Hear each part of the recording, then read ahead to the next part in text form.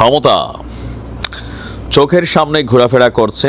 কথা ছিল যে এই সময়টাতে কোথাও না কোথাও বিএনপি মনে করেছিল যে তারা এই চেয়ারটাতে বসবে, নেতাকর্মীরা বা এমপি মন্ত্রীরা গাড়িতে ঘুরবেন, পিছনে পুলিশ, তারপর হচ্ছে সেনাবাহিনী, আরও যে গোয়েন্দা সংস্থা আছে যারা আছে তারা থাকবে, পার্লামেন্টে যাবেন, ছাত্রদলের নেতারা রাজপথে ভাষণ দেবেন, বক্তৃতা দিবেন, রাষ্ট্রের মধ্যে একটা কন্ট্রোলিং পাওয়ার থাকবে।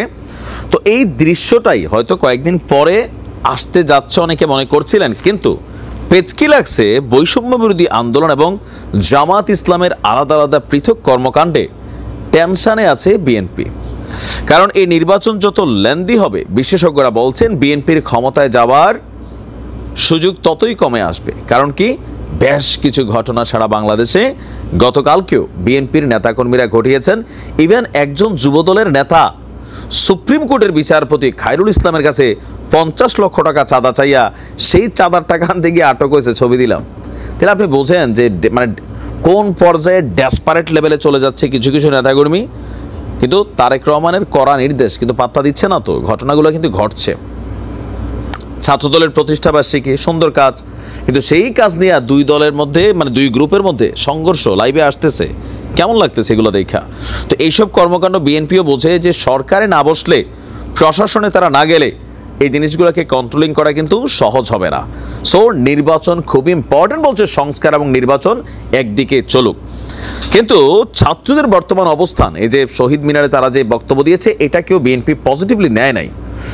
এখন বিএনপির যারা ঊর্ধ্বতন কর্মকর্তারা আছেন, মানে নেতারা আছেন, এবার এমন এক বক্তব্য দিচ্ছেন যেটাতে ডক্টর মোহাম্মদ ইউনূসের পরিণতিও শেখ হাসিনার মতন হতে পারে, ঠিক এমনই বক্তব্য দিয়েছেন বিএনপির স্থায়ী কমিটির সদস্য আমির খসরু মাহমুদ চৌধুরী।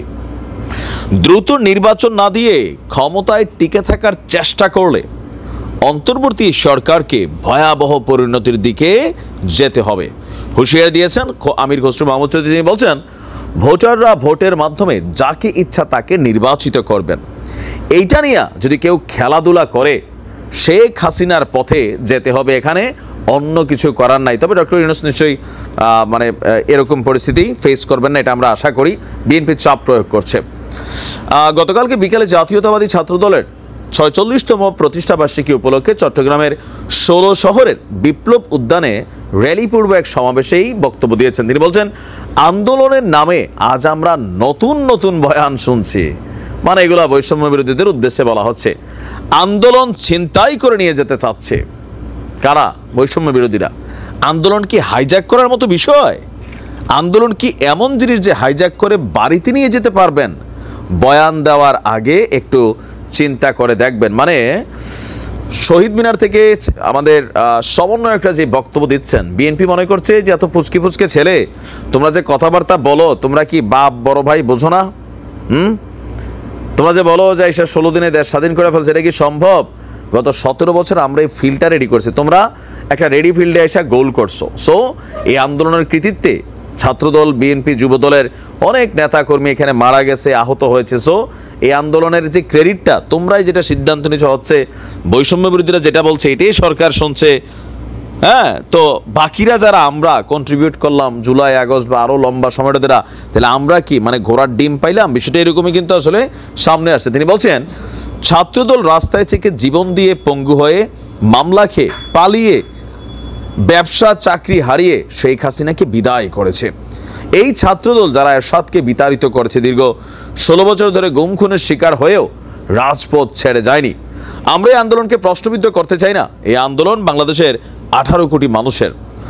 এরপর বলছেন যে তিনি আপনার অন্তর্বর্তী সরকারের দায়িত্ব হচ্ছে শান্তিপূর্ণভাবে ক্ষমতা নির্বাচিত সংসদ সরকারের হাতে তুলে দেওয়া, এর বাইরে এই সরকারের আর কোনো দায়িত্ব নাই।